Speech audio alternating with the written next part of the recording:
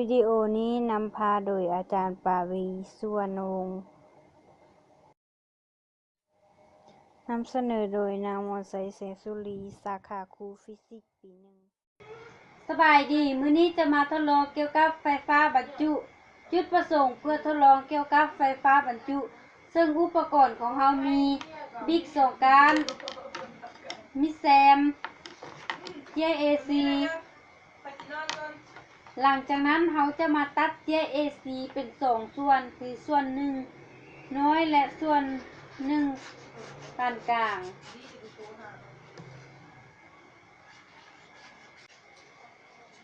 โอ้ยังพันมิกสูงค่ะโอ้มันไปเติมก็มาตรงนี้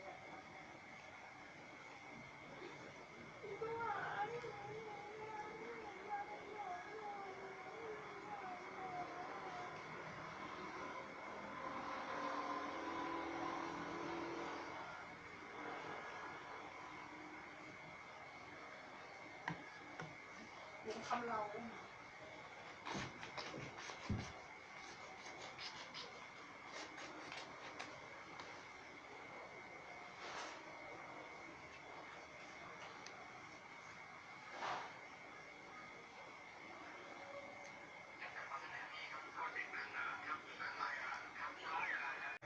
หลังจากนั้นเราจะนำเอาบิ๊กก้านหนึ่งมาหูกับเส้นผม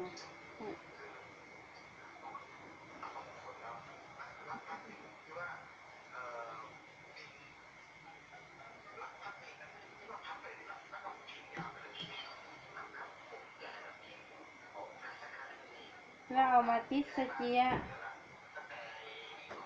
มันจะเกิดมีไฟฟ้าบรรจุอยู่ปลายบิ๊กมันสามารถติดเจียได้เนาะ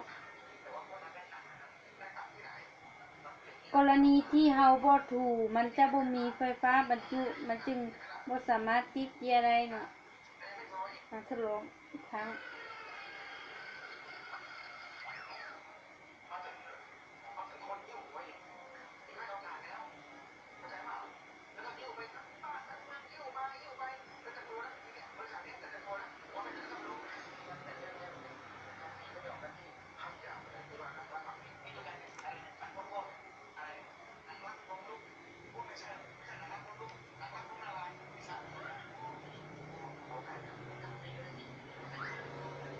กรณีที่เฮา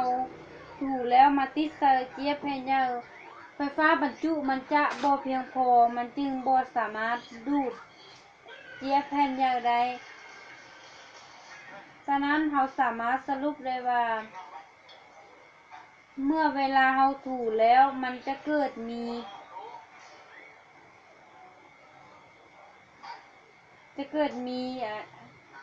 น้ำมันเหือกของเราติดอยู่ปลายบิ๊กเนาะมันจึงสามารถติดเจียนี้ได้วิดีโอนี้สามารถนำเสนอเข้าในการเรียนการสอนได้